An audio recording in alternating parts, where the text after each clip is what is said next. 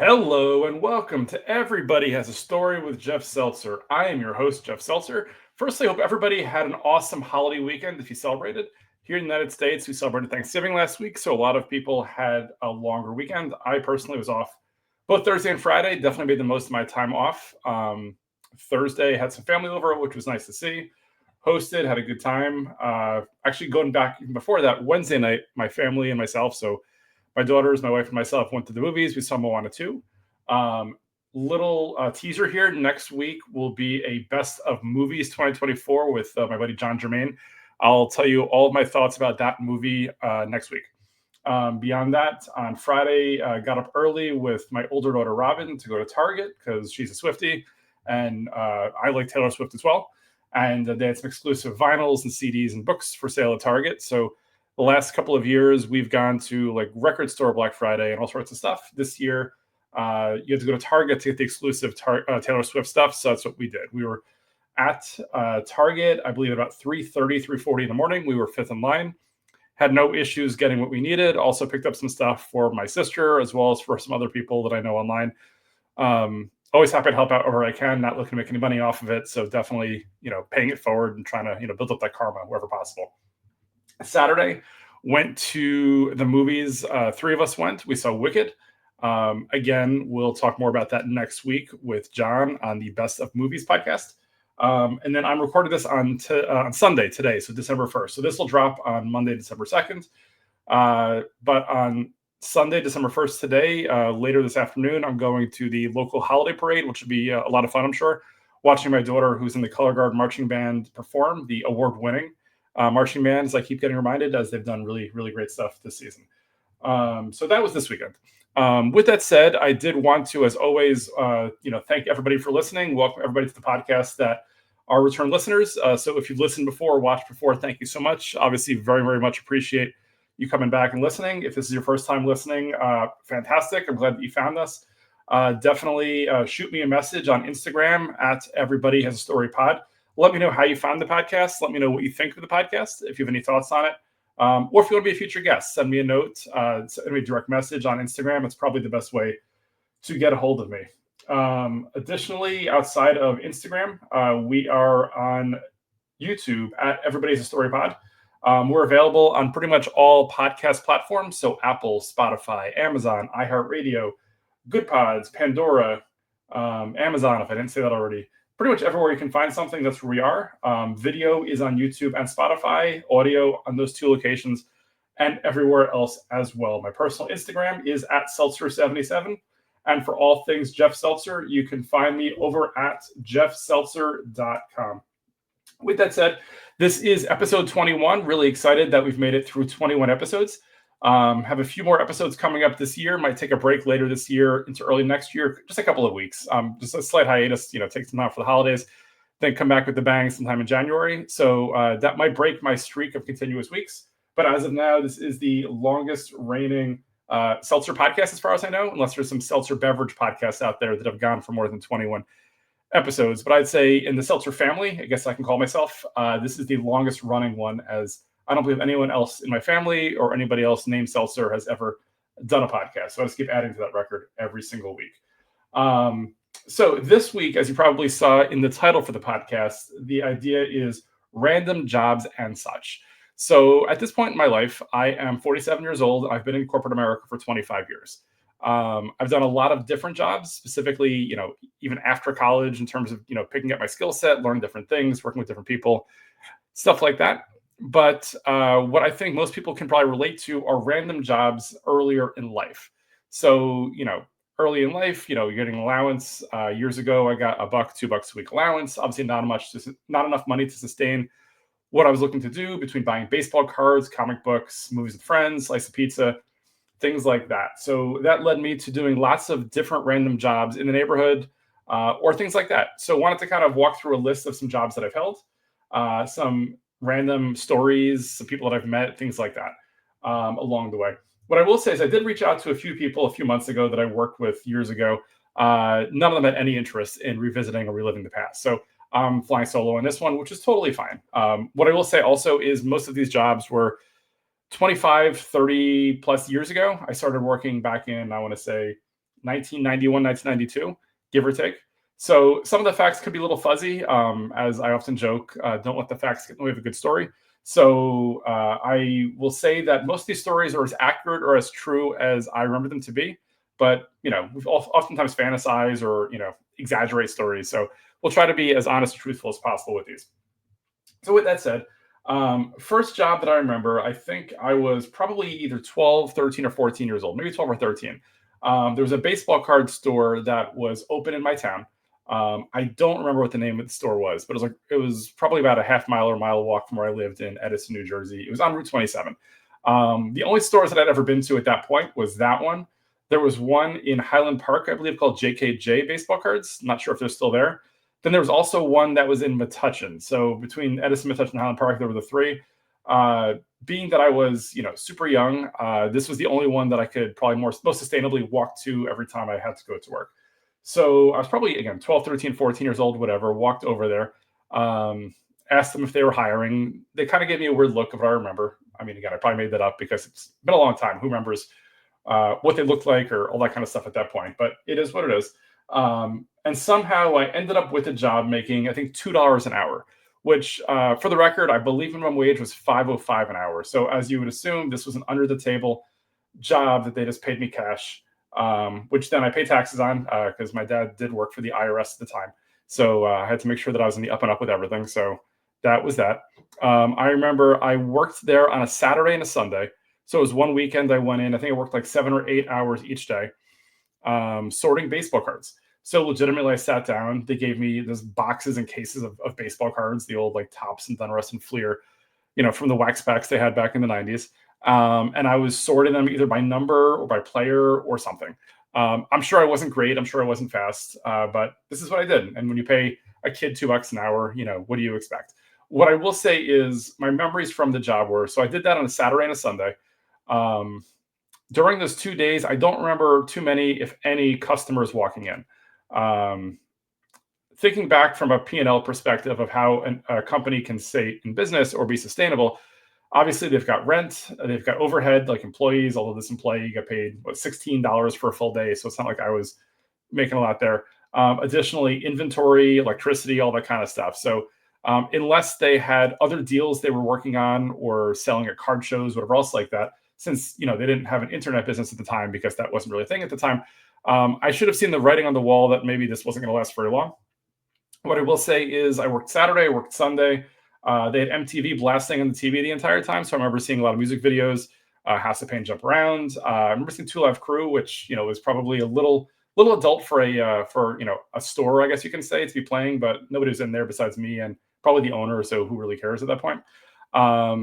Worked Saturday, worked Sunday. I remember, I don't know how they communicated to me or whatever, but after Sunday, somehow I was told that my services would no longer be needed there. So I made a cool $32, I believe, for the 2 days work. And within a month, the store was out of business. So that didn't work out well for them. I made, what did I say, about $32 over the course of 2 days, which at the time I was probably making $1 or $2 allowance. So that was a huge step up. I could probably almost buy the new Madden video game for whatever video game system I was playing at the time. So that was an interesting one. I mean, it was a great way to get my feet wet and kind of, make some money as a baseball card sorter. Another one that I did was I delivered newspapers, I think for a short amount of time. One of my neighbors, so my buddy John, not John Germain, but John Butzko, who I grew up with, then moved down to Florida. I think his sister was a delivery person for the News Tribune or the Home News or one of those newspapers that delivered in Central Jersey. I think she either was going somewhere or didn't want to do it anymore, so somehow I acquired it. I did it for a few weeks. I believe, I don't know how much money I made on that. I definitely made probably some tips, but maybe not. It was very short-lived. I don't remember much about how that ended or even really how it started, but that did happen. So I guess job number 2 was I delivered newspapers. My next job that I had, which was probably one of the more memorable earlier jobs for me, was I worked for Burger King. I was talking to my buddy John, my buddy Rich a few days ago, and I think I was mentioning how I was getting a Whopper and fries or something like that. And they were like, yeah, I guess, your job when you were 15 years old definitely rubbed off on you. And the fact that, all these years later, you're still eating Burger King. I'm like, yeah, I guess so. I mean, I don't know what it is, but something about a Whopper always just gets me. It's always been one of my favorite, I guess, guilty pleasure meals to have. going back to one of my earlier podcasts, I ended up working at Burger King, and then my next job, which I'll get into, is Sizzler. I started putting more focus into working because at that point I decided that my short-lived tennis, track, and cross-country careers were not going to get me anywhere, and were not going to be productive. Again, just to really quickly summarize, I did not make the tennis team. Track, I did not do much of note there, and cross-country, I was the second best Jeff Seltzer in the county. So it's not even like I was, making a mark in sports. So I turned to a job where I figured I can make some money. Additionally, it'll give me some life experiences and give me something that I can put onto my college, applications in terms of stuff that I did. So Sizzler was a pretty cool job. Actually, let me go back to Burger King for a second. So Burger King was interesting. I worked there for about 6 months, making $5.05 an hour, which was minimum wage at the time. I was working weekends, but we were being used as a training store as they were about to open another store somewhere else. So my hours were not very substantial. Like they'd call me in for like 6 hours on a Saturday, 6 on a Sunday, but then after like 2 or 3 hours would send me home. I remember there was once or twice I came home probably crying to my family because I was just upset, right? Like I'd woken up early, I'd gotten there, I was ready to make all this money, and then I ended up getting sent home early, which I recognized meant I was not going to make, quote, all of this money. Disappointing. I ended up spending most of my time there cleaning the parking lot, cleaning the dining room. I spent some time, I guess, cooking the food or register, but again, I didn't really spend that significant amount of time doing anything that big, I guess you can say. Definitely was a weird job. I mean, my biggest memory, I guess, I have is when I overflowed the coffee machine, which probably wasn't a good look and might have led to some shorter hours as well. It was like an old school coffee machine with the filter, and you pour the beans in and such. I think I hit the hot water button probably one or two or maybe four too many times.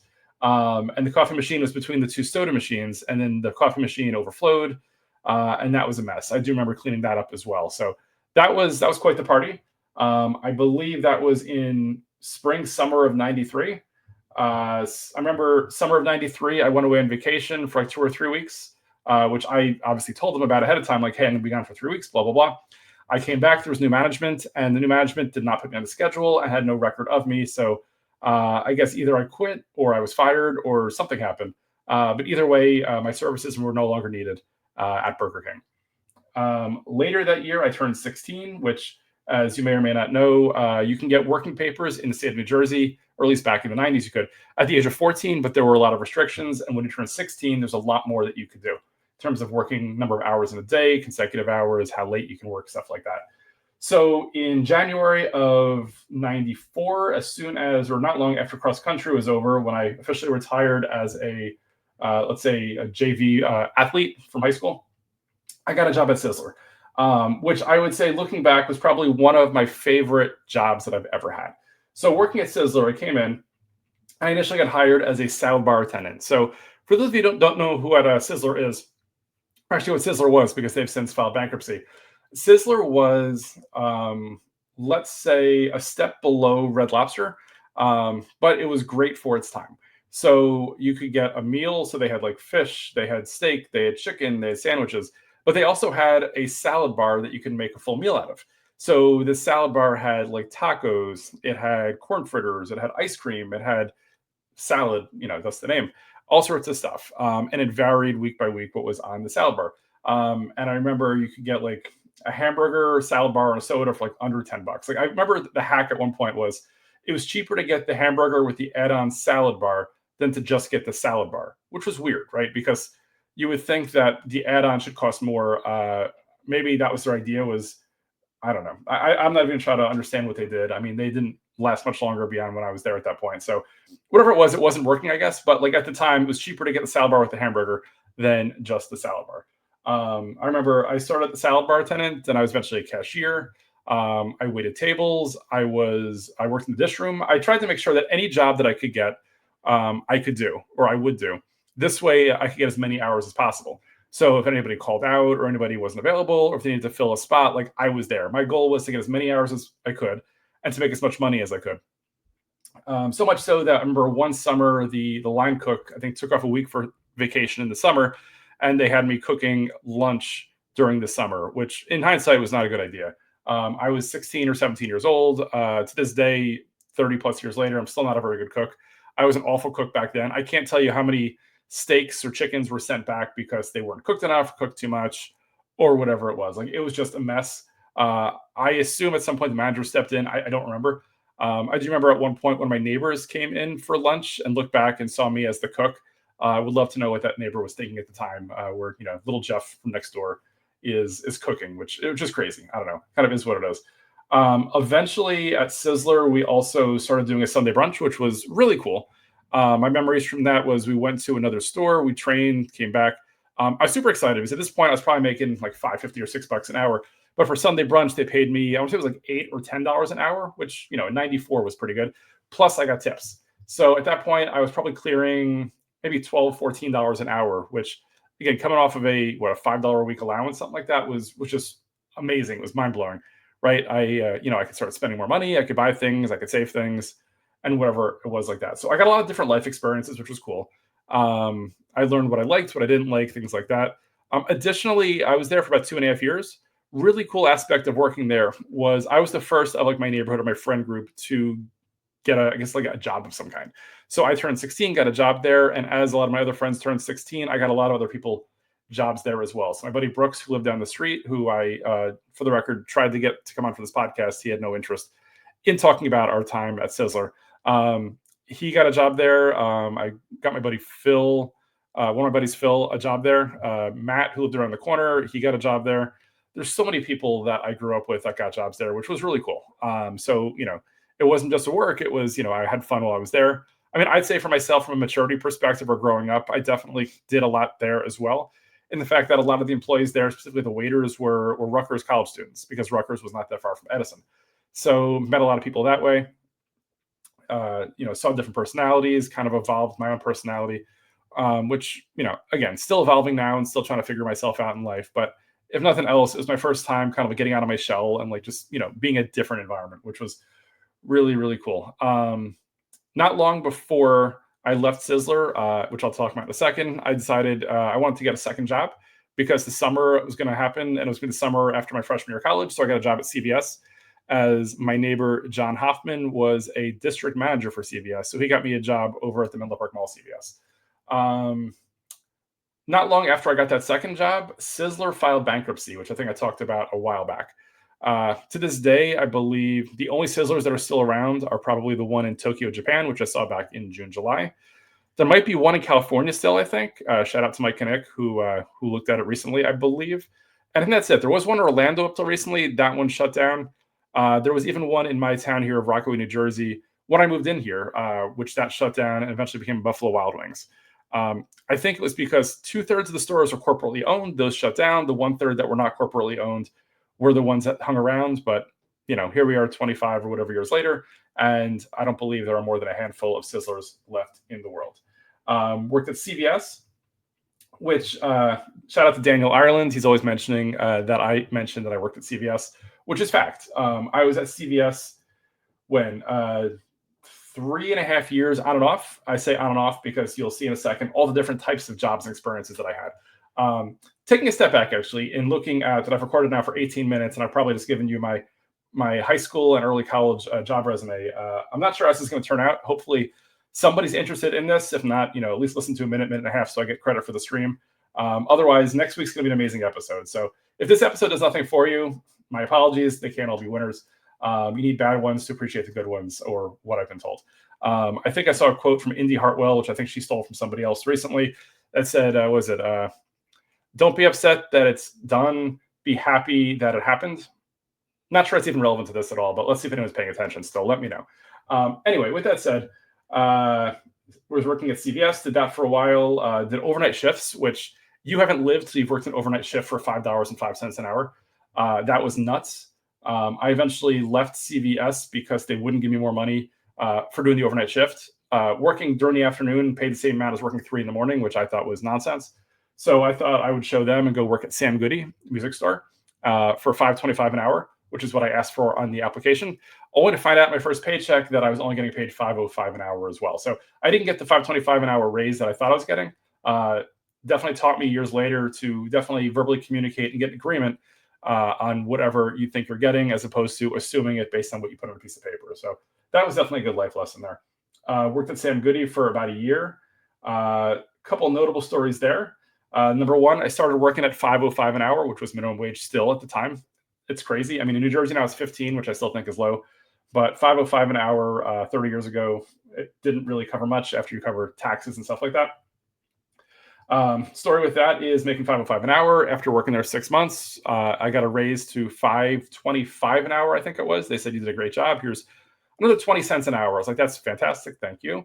About 2 weeks later, minimum wage got raised to 5.20 an hour. I said, okay, great. So do I get an extra, 15 or 20 cents beyond that because I did such a great job? And now I am only making 5 cents more than minimum wage. They said, absolutely not. You got your raise. We'll talk again in 6 months or a year. So again, another life lesson that you got to speak out for yourself, take care of yourself, because if you don't, the man will take advantage of you in this specific situation. What else? Another interesting story. So I guess I was either 18 or 19 years old at the time. I was working. It was during holiday season, so probably right around this time of the year. Not sure if you guys remember or any of you are old enough, but CDs used to have like this case over them. So that way, if in theory you tried to steal it, it would set off an alarm. I think Best Buy still has them with like tags, Walmart, Target, etc. Target maybe not so much, but I think Walmart and Best Buy do. So I was working the register. Somebody set off the alarm. I look over. He had like a bag just full of like probably dozens of CDs. So what should I have done? I should have stood there, yelled at the guy to, don't steal, maybe call my manager or whatever. But what did I actually do?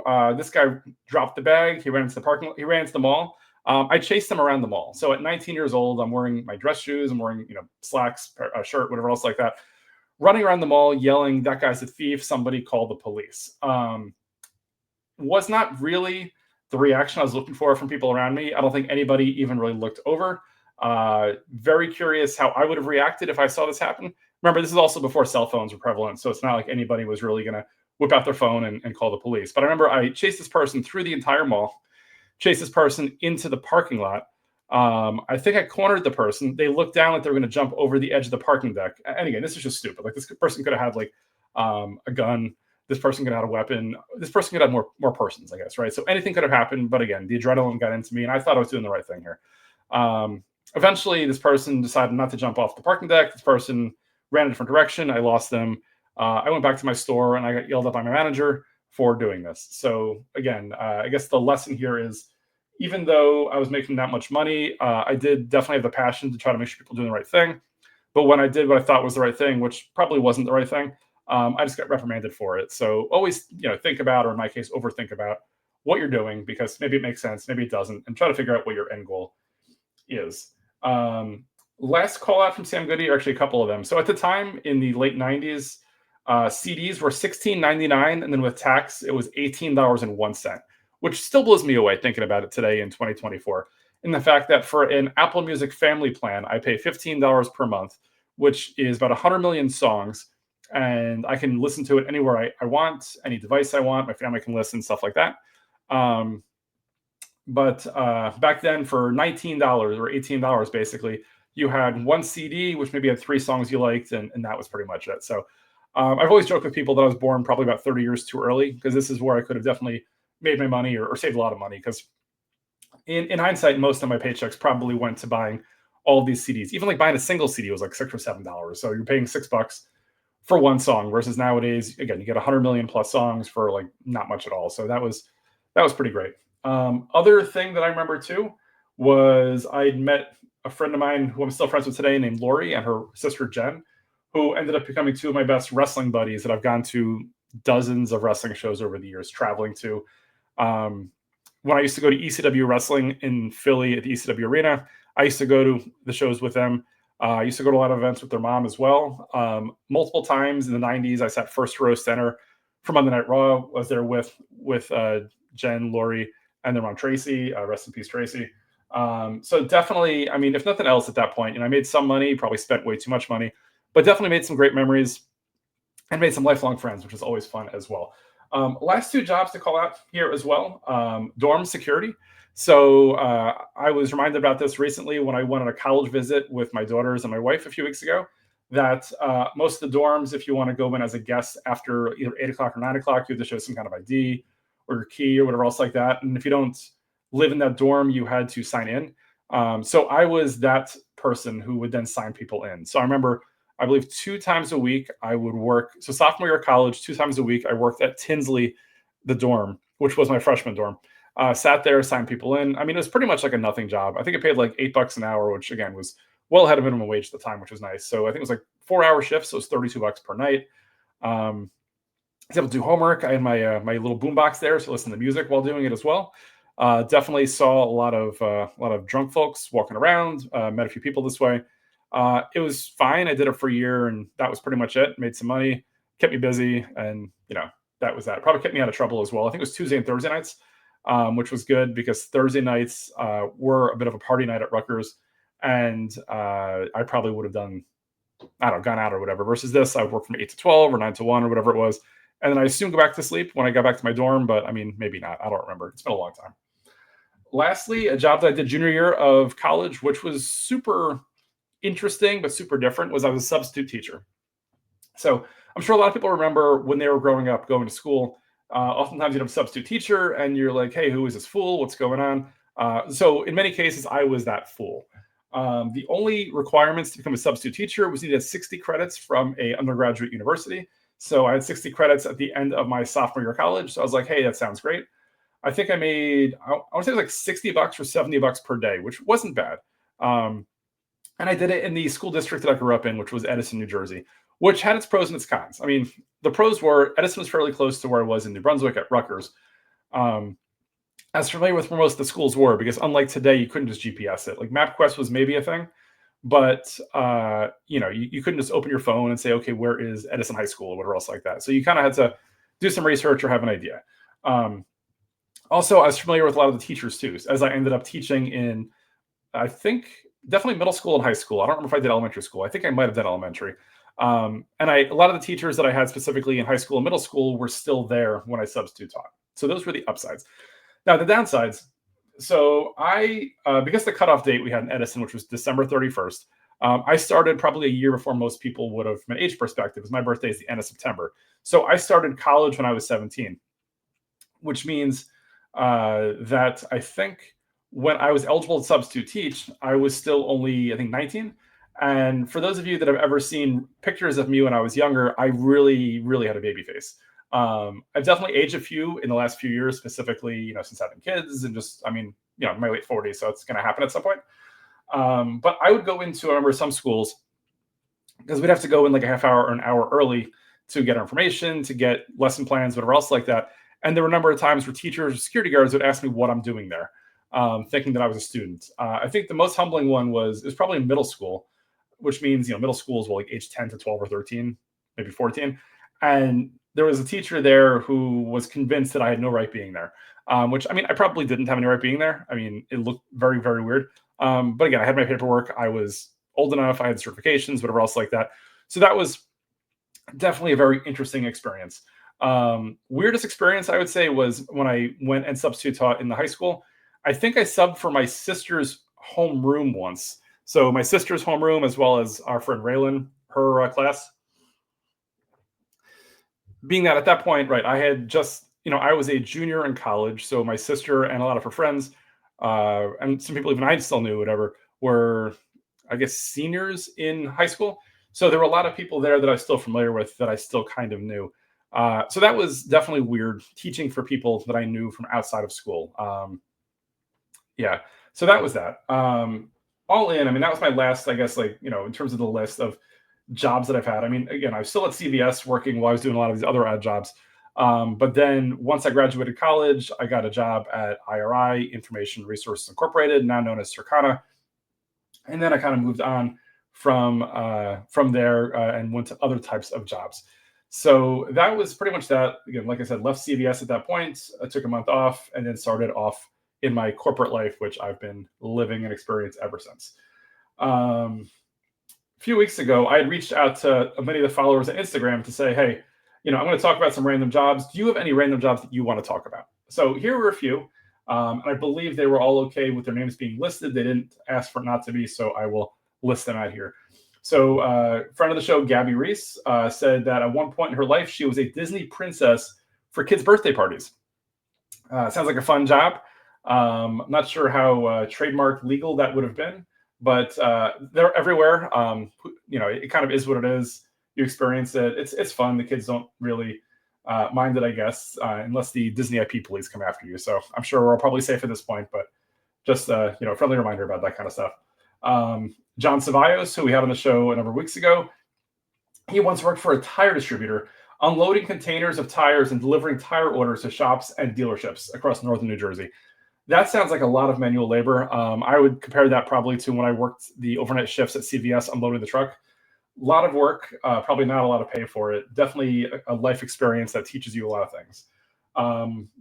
Wife of the show, Beth Seltzer, she one point delivered a free local newspaper called The Suburban. She was supposed to ask people if they wanted to pay for it or to give her a tip. If not, she would get $8 per month from the company to deliver it. So well below minimum wage, I'm sure, but she probably made some money off of that, which was really, really great. Couple of things I want to get to before calling it a week. And like I said before, the next few weeks, we're going to have some action-packed episodes. Next week is going to be a best of, probably worst of as well, movies 2024 with John Germain. The following week, someone I used to work with, my buddy Scott Teresi, is going to be on the show talking about entrepreneurship and some of his businesses that he has held, that he has sold, just kind of like the life cycle of what he's done. And then probably at some point, I'm going to do a best of 2024, the podcast, which will be a very non-traditional best of. So it's not going to just be clips. Probably won't be any clips because I don't really want to edit them together. It'll be largely me looking at the top 10 list of the most streamed episodes and giving my thoughts on each of them. So in terms of how I put the episode together, how I got the guest, thoughts on the guest, stories, anything like that. So I'm not really sure what that's going to look like yet. Still working on it, but it's coming together. And that'll probably be, I don't know, right before Christmas, I guess. And then, again, like I said, take a few weeks off and then come back after the new year. With that said, since it is 2024, before we get into a few best of weeks, did want to talk about how 2024 is an interesting year from anniversary years. So first of all, as I mentioned a few weeks ago, probably a few months ago, 2024 is my 20th wedding anniversary. So Beth and I got married October 10th, 2004. It was an amazing day, lots of fun down in good old Woodbridge, New Jersey. So this year it was 20 years on that. Additionally, this is the 20th anniversary for the movie Saw, which I took Robin to go see the 20th anniversary re-release in theaters a few months ago. 20th anniversary for American Idiot from Green Day. Went with my buddy Chad to go see Green Day in concert back in August, where they celebrated the 20th anniversary of American Idiot, as well as the 30th anniversary of Dookie, Green Day's, I would say, probably biggest and my favorite album they've ever put out. So that's 30 years. Additionally, the movie Clerks, a movie that's near and dear to my heart, one of my favorite movies of all time. Super, it just meant a lot to me in terms of my experiences. Again, growing up, learning things, stuff like that. I saw it in theaters, I believe it was 1994 when it came out. So Clerks is also experiencing its 30th anniversary. So that is really cool. I did have a few more things I wanted to talk about, but I think at this point, I'm probably good for the week. So as always, if anybody has any questions or wants to shout out or whatever, definitely shoot me a note on Instagram at Everybody Has a Story Pod. I'm trying to use this as a platform to share anything that anybody wants to share, right? So if you have news, if you have anything you want to get out there, if you want to take a stand on or against something within reason, reach out to me. Let's see if we could set something up, put it up here, and kind of go with it. Let's see what else. As a reminder, you can find me at Seltzer77 on Instagram. For all things Jeff Seltzer, you can find me at jeffseltzer.com. The email address for the show is everybodyhasastorypod@gmail.com. We are available, as always, on all podcast platforms. Not sure if there's anything else that I'd like to share or add. I've already shared through a few of the things that people reached out to on this week, so I think I'm good.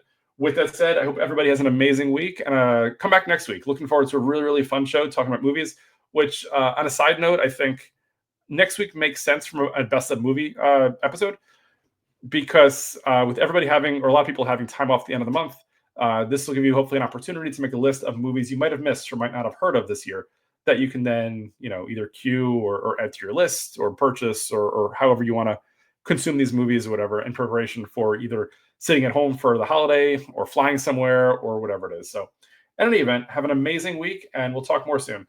Great. Bye.